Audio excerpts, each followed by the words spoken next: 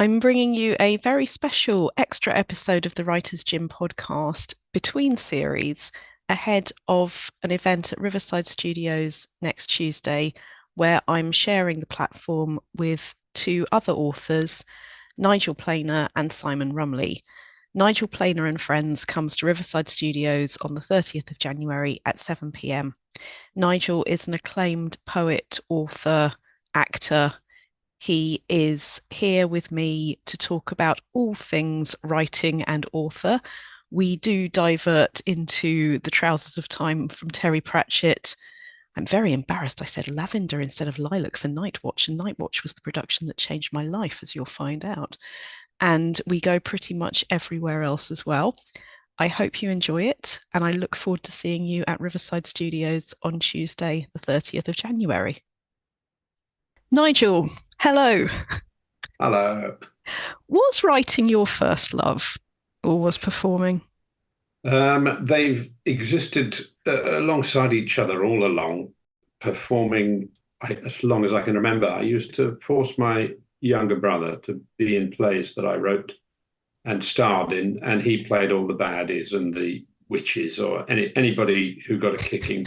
My poor younger brother played, and I'd put them on outside in the garden or anywhere I could really. So they always went hand in hand. And at school, I wasn't in the school plays. I think there was a group of us putting on too many shows and plays and things because we wrote our own comedy satire of the school, very critical of the school. Maybe that's why they didn't put us in the school play.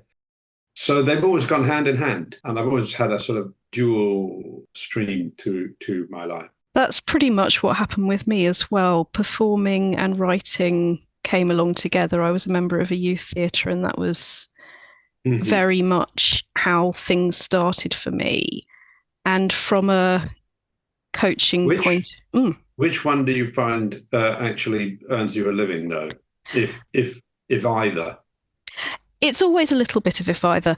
Writing was what I truly loved. What happened with me was youth theatre was very shiny and interesting, and it was my social life and some of my job opportunities, directing, things like that came through that. And it was a case of, I want to be a writer. Ooh, look, shiny. And suddenly it's 20 years later, nearly. And I'd been involved with theatre companies and I'd done things like that. But what I really loved was writing. So in the end, what happened was at my local theatre, the last show I ever directed before I left to finish my PhD was Improbable Fiction by Ellen Ayckbourn, which is all about a writing group getting together to tell each other why they've done absolutely no writing, having a cup of tea and leaving. Oh, I And that don't was know me. that. I don't know that Acorn. I love Acorn plays. I don't know that one. It's absolutely my favorite one. The second half, you're in the non-naturalistic sphere. You walk in at the very end of Act One, something happens involving a storm, and suddenly the protagonist is in all the fantasy worlds of these other writers that we've been Ah, learning about yeah. in Act One. And Right, right. you move through genres. You're in science fiction, you're in historical fiction, you're Sounds in the like yeah. there was a play by Peter Ustinov called The Love of Four Colonels. They have four different colonels who have a chance not to go to hell, and they're allowed to enact a sort of spoof of a drama of their own, and they're each a different nationality. There's a German one and a Russian one and an English one and a French one. And they do the little scenario. So the Russian one is a spoof of a Chekhov play. And the devil, played by Peter Ustinov, no doubt, enters each one to try and trip them up and get them to go to hell. I remember it as being good fun. I don't know if I'd enjoy it nowadays, but it gave Peter Ustinov the chance to put on all of these Mm. different accents because he was fluent in all these languages and accents. I can remember the Russian one. There's a girl on the swing and saying, "Oh, Moscow," when we get to Moscow, sort of thing. They made me laugh when I was young. Anyway, it sounds a similar sort of thing. You enter four Yeah. different fantasies. The person who's playing the devil will enter and try and usurp Mm. what the romantic fantasy is. Hearing you say that makes me realize that Twisted Branches, in a way, had more in common with what I'd been directing prior to that than I ever realized, because the whole point for me of a short story cycle, the same house, different generations, was everybody seeing the same story from their own point of view. And somebody's Mm-hmm. mental state means that this is a tragedy, but standing somewhere else, you see it a completely different way. what I've done is a series of short stories which can exist entirely on their own, but gradually give an overall picture of a family in one house over 5 generations. And depending on whose head you're in at the time, a different person is the bad guy. More specifically, So girl. five generations take us back to how long ago? Please don't make me do maths. I will panic and not do it. No, but I mean, are you talking 100 years It ago was or no 500 years ago? the earliest one in here. Oh, it would have been 1970. Oh, right. And that's the tail end of the oldest generation. And do you go into the future as well? No, I stopped on New Year's Day of 2023. So what do you reckon? I've always wondered about this. What do you reckon a generation is? It's not 100 years. This is a generation. Is it 10 years? Is it 20 years? What's a generation? I suppose it's 25 years because that's when you could go from being a child to having children yourself. So that's a generation, is it? What do you reckon? I wouldn't find a definition. I would say the different experiences I've had about what generation really means tends to be very, very cultural. You feel like you are with somebody in a generation when, if you think about something like the Beatles versus Wings, or what Paul McCartney was the frog song to some people, whereas when Twist and Shout first arrived, and it was the most sort of overtly sexual movement they'd seen on stage. Like the Beatles were so many things that depending on where you turn up, I didn't even understand that at first, and I was a Beatles fan. So it depends on where you show up. So for me, the way I'm defining generation, or I guess the way I'm interested in generations, is we inherit beliefs quite often accidentally from our adults, and we get a certain idea of what's important in the world through that. Like, I mean, I remember waking up at something like 8 years old, walking into the living room where my mum was watching the Rocky Horror Show, and she was so attached to the Rocky Horror Show that she couldn't bear to turn it off. The Rocky Horror Show became very important to me of itself, but probably also because I felt like it was a kind of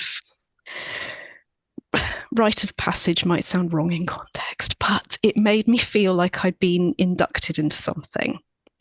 And The Young Ones was actually another one. I remember my older cousins watching it and feeling terribly grown up because I could then watch it with them. So that for me, those are memories for me. Whereas if you ask somebody about those same things, their experience into it with peers might be different. I've always had a situation because I've had big generational differences in my marriages. I've been married to someone much younger than me, and I'm married to someone older than me. And so I had stepchildren and a grandchild even when I was under 30. And so these generational things were all muddled up for me. I remember finding that my stepchildren were into the Doors and thinking how weird, because I remember when the Doors came out and Hendrix and things like that, and the generations find other stuff, don't they, and recycle it, and it means something new to them, maybe, as you say. Yes. But I've always liked that feeling when you've got grandparents, great grandparents, grandchildren, all of the generations together, because there's much more that they share than that differentiate them. We go on about Generation Z and Generation X, and where are we at the moment? Who are the? I lose track of that. I'm generation. I don't know what generation. I'm 70 years old. I don't know what generation. Am I a baby boomer? I think so. Right. But you see, a lot of my friends are, much older than me, and a lot of my friends are younger than me. Not much younger than me, but my kids are. And it's strange. I've got grandkids who are the same age as my kids, so I find generational mix really nice when they're all mixed up. It is nice. I mean, I have a partner who's 20 years older than me, and I grew up in a theatre where all of my friends, absolutely. I've always been in a situation where having friendships of different ages was the norm. And I found that much more natural than being at school, where it was weird if you were friends with people in the year above or below. I always Yeah, thought, exactly. stupid, So isn't it? it's odd that we both seem to have Mm. written books that are trying to somehow grasp hold of that, because in my book, it's in the same house. Jeremiah Bourne is he lives in a house in Blackfriars Road and finds himself transported to 1910. But in the house, the time travel is not time and space in my book. Mm. And there are scenes set in the future, in 100 years from now, in that same house, where there's people in the future are no wiser than us. They're having annoying residents' association meetings. And there are gradual reveals for him to understand. His job is to try and understand why he's got this ability to travel. He's inherited it. It's about inherited memory, as you were saying. Inherited memory, like, I don't know, did you see that? There was a thing going around on Twitter, the beaver. There was No. somebody brought up a little beaver in a flat. It had never seen another beaver, never seen a river, never seen a tree. It had been brought up as a baby, and as soon as it could walk, the first thing it did was build a dam in the flat between two of the rooms and it dragged a waste paper bin and a cushion and some kids' toys and built a functioning dam. Now, how did it know to How do did that? it know? How do birds know how to build a nest? Their first nest is as good as their last nest. They don't need to go to nest school to make a nest. So my sort of time travel premise is that we are inheriting more than we realize. There's a writer called Rupert Sheldrake who coined the phrase morphic resonance to explain why things are the way they are. They're like a sort of mime, a mimetic repetition of what went before. And that's what we're gradually inheriting, memories. And I just got excited by those concepts and thought, what if in the future the memory became a controllable thing? And and it's a bit of a leap of faith to imagine, yes, you can travel in time using inherited memory, and you can remember things that didn't happen to you, maybe. And so at that point, I'm obviously completely out to lunch. The book it's sort of a bit genreless. It's like it's historical, it's sci-fi, it's mystery, comedy, futuristic, time travel, adventure, romp. with I'm not very good at all the categories of the genre categories, so I put them all in. But also with a very Douglas Adams style narration, that there is that voice that is the sort of sense of humor of the universe that comes into it. That's right. There's a sort of cynical or skeptical sense of humor, like Terry Pratchett as well. I read the audiobooks. I mean, I'm the voice of the unabridged audiobooks of many Terry Pratchett books. I had a big sort of imprint from Terry Pratchett, and that. What did you call it? That was quite good. The humor of the universe or something. It's the universe's sense of humor for me is why I love Douglas Adams as much as I do, and it is absolutely the same with Pratchett. I don't know if you could actually see. You probably can't from here. There's Death and Rincewinder on top of the bookcase over there, and that's one of my influences as well. But just coming back to what you said about memory, that does chime for me greatly, because both in these stories and for me growing up, the liberal Jewish tradition is not these stories definitely happened in terms of the Bible. If they happened, great, lovely. But the point of the stories was always, what do they say about you? What do they mean about you? And when you take something like Discworld or Truckers, the Gnome series, it is absolute psychological reality. There is so much wisdom in it. It is more our world than our world, which is what fantasy can do. And although mine is not fantasy, it's still speaking in that storytelling tradition that as you gradually put your jigsaw together of everybody's slightly warped perspectives, the way everybody's sort of looking at each other, but really seeing their own hang-ups, insecurities, what's going on for them. And for me, that's fascinating. That's why I wrote a book using memory rather as my chronology, that it does jump all over the place. If you read the stories chronologically, you'd miss, without spoilering this to high heaven, but you'd miss the comedy, you'd miss the tragedy, you'd miss the storylines that were going on in individuals' heads, the things that join up for them. And so I used memory like that. And in my sort of commentary on us working together, I was saying, you're doing with time what I'm doing with memory. But really, that is the human experience, that we don't live chronologically. Every time we have a conversation, we've got a memory of something that happened 20 years ago or an association with this.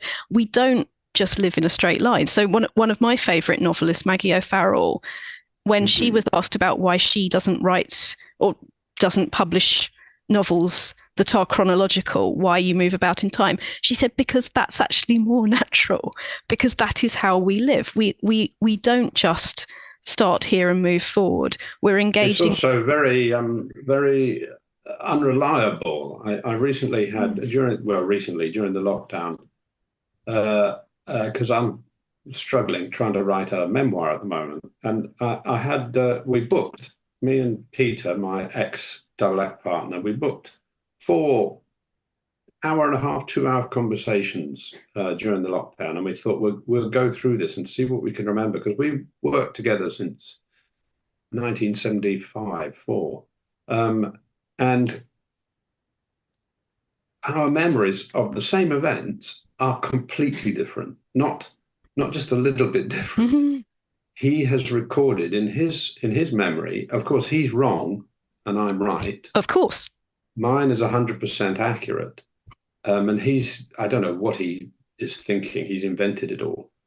But there are events which to me were pivotal that he has no recollection of at all. And even when I reminded him of it, he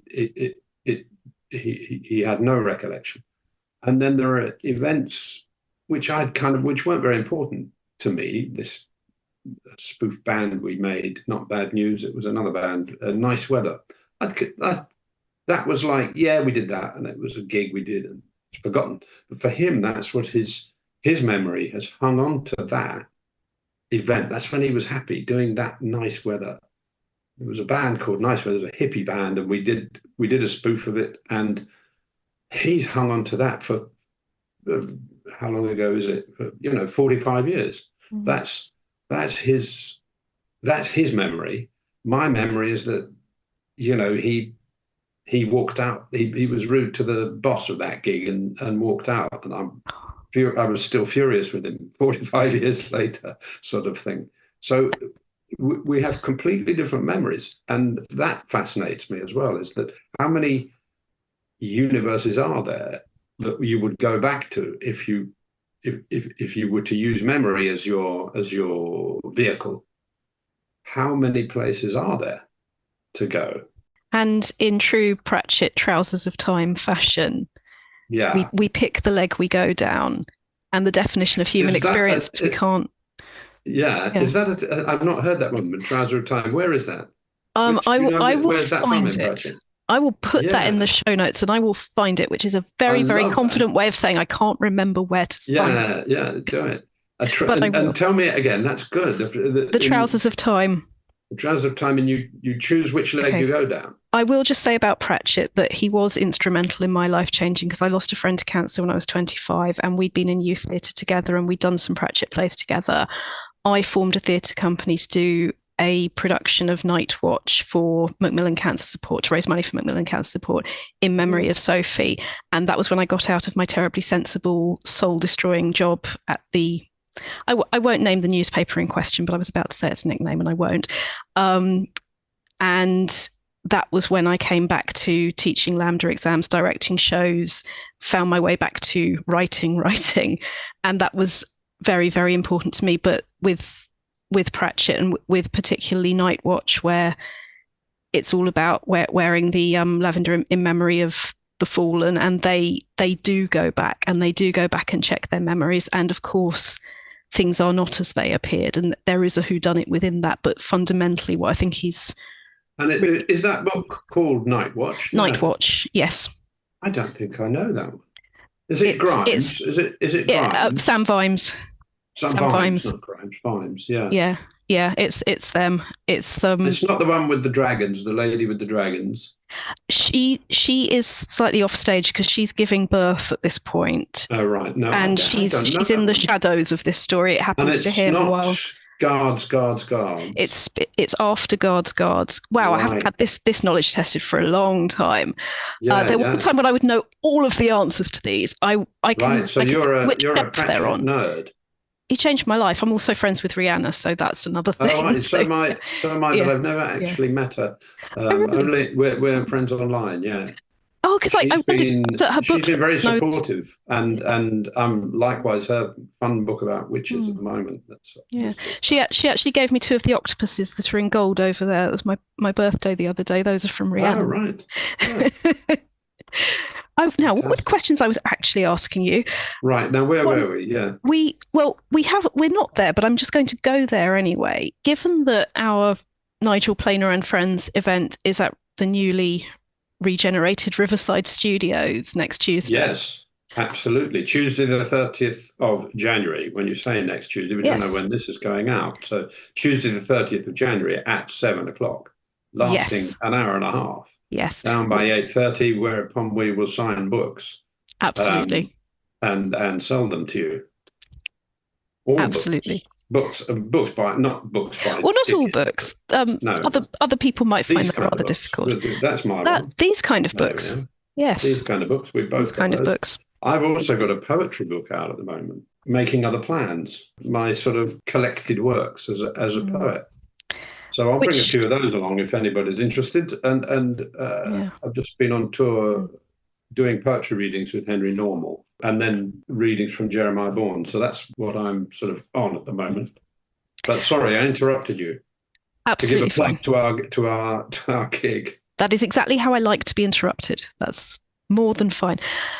We are all in very much in London in what we're writing in different ways. And I found that with your poetry as well. I could feel where you were was I don't want to say important because I'm not the writer, that's for you to say, but it was very much part of the emotional landscape. Felt place did feel like it was in there. And I found with Twisted Branches setting it in Richmond and it being a place near where I live, but not where I live. I did notice how, without it being an intention, I keep being drawn back to certain places that were in Richmond. So I just embraced it for Twisted Branches, but it had already turned up in various ghost stories and other things that I'd had published.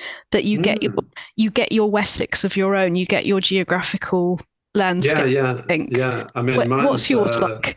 well, I'm southeast London. I've been Mm, for 20 years, and also I went to school around here, but I am a West Londoner. mm, And Jeremiah Bourne's Blackfriars Road it goes up to Bloomsbury Square, but it's basically here, south of Southwark, basically. Um, and I'm absolutely fascinated by the history in this area because it looms up at you. I mean, our Tesco's, for example, there's a Tesco's just around the corner from me with a forecourt, all newly built, but there's a stone in the ground there, which is 300 AD with chiseled words in Latin in it. That they obviously couldn't move that, so they had to build a Tesco's round it. And that's no surprise around here. There's history going back 2,000 years all around you. And then the other sections, I did live southwest London, Hammersmith, Fulham. I don't have. I wrote a couple of novels, and I had a big attachment to when I lived on the river in West London. In those novels, there's a presence of Hammersmith and a film script I'm trying to get off the ground at the moment, likewise. But in Jeremiah Bourne, it's the only other sort of part of London that he goes to, funnily enough, is Twickenham. And he goes there 100 years ago because I'm fascinated by what those houses, some of those big houses around by Marble Hill Park, would have, had quite middle class couples in them with servants. There was a huge amount of half the women in the country, I think, were in domestic service 100 years ago, 1910. That fascinates me. And then what it was like. One of my characters is obsessed with the 1970s.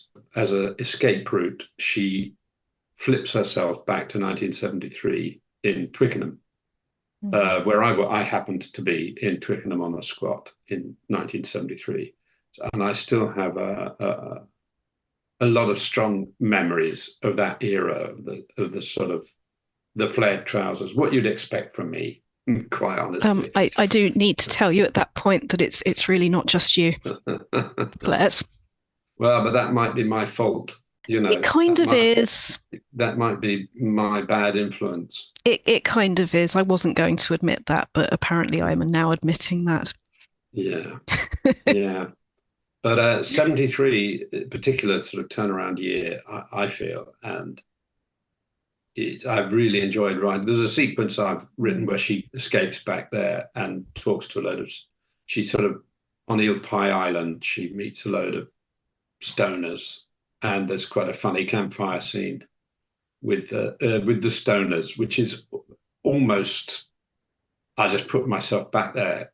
It's fairly accurate. I wasn't doing much inventing in that dialogue, which is totally ludicrous dialogue, but a lot of dialogue was, it seems to me, with stoners in 1973.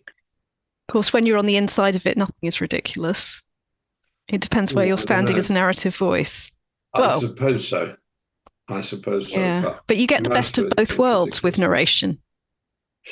Yes, you do. And footnotes. I've enjoyed taking a leaf out of Pratchett's book.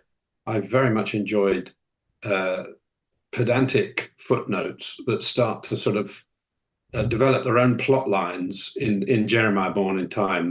They start to take over the book, really, and it's an excuse to get in a lot of information as well, because there's a lot of quite interesting bits when you're researching the history, particularly stupid things people have done, bad ideas that caught on, and it's quite fun to expose all that. But also there's a little subplot about me and my editor who doesn't like what I'm doing, and then they give me a new editor, and I feel guilty because was it me who complained about the old editor that got rid of the old editor, and then I get another editor, and there's a whole kind of comic subplot in the footnotes, which I very much enjoyed doing that. When I do the second book, I'm hoping to increase that. Trouble is, footnotes go small print, don't they? Maybe my footnotes should be just start taking over the whole page. You could go really meta and just have the main bit about that size and the footnotes 3/4 of the page. Yeah, have the main bit in small print and the foot. You've actually made me think more on how meaning and form work together, because obviously as a memoirist you're going to be thinking those things anyway. That, I mean, my favorite memoir is Toast by Nigel Slater, with the I know the one where it's all recipe cards. I haven't read it. Yeah. Not important, but recipe cards. This is Toast. This is Angel Delight. His memories going through life are recipe cards. He's a chef. Food was how he got out of the bad situations and into the life of his own that he created. And it's interesting hearing you say that about the footnotes, that what really does come across with that is, or what it seems like to me as a reader, is what was on your mind was not. Now, how can I make this most conventionally readable? I felt like there was your personality, what you were trying to say about the world, and the humor that you had, the footnotes, the sort of influence of Pratchett. The form and the subject matter really need to find each other in order to, I think, just be the writer that one is. So for me, this had to be a short story cycle, because it couldn't just be a short story collection.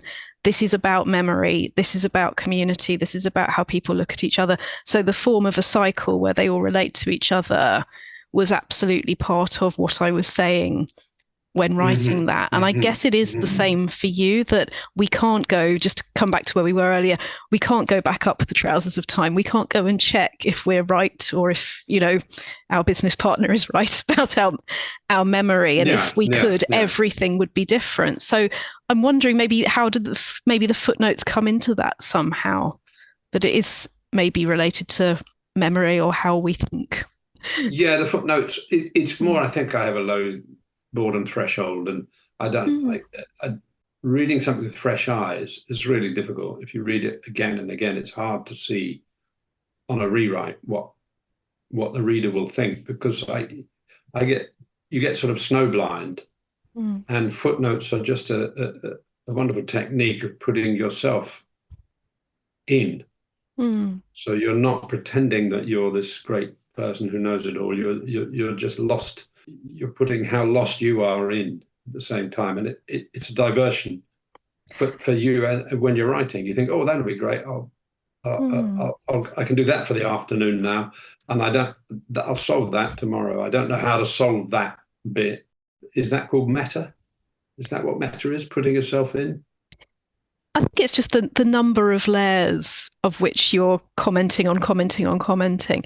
It's just funny hearing it, because I think for me, footnotes would, in terms of my writing rather than reading, certainly with my PhD, that was the bit that bored me to tears, was the formatting and the having to think about it. So IBID, yes, that thing when you have to IBID, as you referred to it before. But that's an academic situation, isn't it, where you have to justify every quote, everything you've remembered, whereas the joy with a comic footnote is you can say, I think it was so and so who said, and then you can say, but, and maybe it wasn't, I can't remember properly, and that's fine. Do you know what? I just wonder, because I have enjoyed prose writing so much more than performing, and I've done obviously nothing like the scale of what you've done, but I've done sketches with other people, and I've done, but been in various other situations. I personally, whatever this says about me, enjoy being God of the universe and getting on with it in a way that is, I find, easier. Whereas it's kind of interesting that even when you're not performing, even when you are the solo writer and it is in prose, you've ended up having a conversation with yourself through footnotes. Oh yeah. I mean, I'm not the protagonist of my own life. I feel much happier sharing. Even during the day, the morning's work, you would allow yourself to write freely, and the afternoon you can use your critical eye. That's like a dialogue with yourself. I mean, I think all of it's dialogue. In my mind, it's all movable. The text is fluid. Everything's movable, and it's all about a dialogue. I always start with dialogue. I feel uncomfortable if it's, I don't mean dialogue, actual quoted dialogue. I mean a dialogue in your head. Life is a dialogue. There's always other possibilities, and that sort of, I think Lee. I mean, it's a commercial suicide maybe, because Lee Childs is the opposite of that. He does almost like a computer game story. The protagonist is at the center. Everything flows out from his experience. He will kill anyone who gets in his way, and we're going through to the end, and it's a linear story, and that sells, I think. But I even if I tried, I don't think I could manage to do that. I think I would get too bored and too comical. As you said, the comedy of the universe is, or what did you say? It was a good phrase. I'll have to play it back to find out what I actually said, but what I roughly said, I will play it back because I can't find it exactly, but it was the sense of humor of the universe. Yeah. And that's what I find with Pratchett or Adams or yours. Absolutely. And that keeps interfering. If you try and write, if you or I were to try and write a Lee Childs book, we'd fall asleep. Goes from A to B to C. No, you'd start getting the comic stuff of the universe comes in and messes it up. Yeah. Because I just like to take the piss, really. Just to say that gorgeous image of dialogue and the argument with self, that's exactly how I write as well. It always begins as an argument, or a discussion. It becomes characters finding each other through talking to each other and finding their differences in the same. Yeah. And in terms of the Writers' Gym podcast, I think we should dare our listeners to have a go at that if they haven't already, because it's a lovely way in. I'm sure they all have, yes. Yeah. Okie doke. Well, lovely to speak to you, and see you next Tuesday, the 30th of January at... Well, it starts at 7. We're going to get there a bit early. We'll be there earlier, but see all of you out there at 7 p.m. on Tuesday the 30th at Riverside Studios. Bye-bye. Cheers.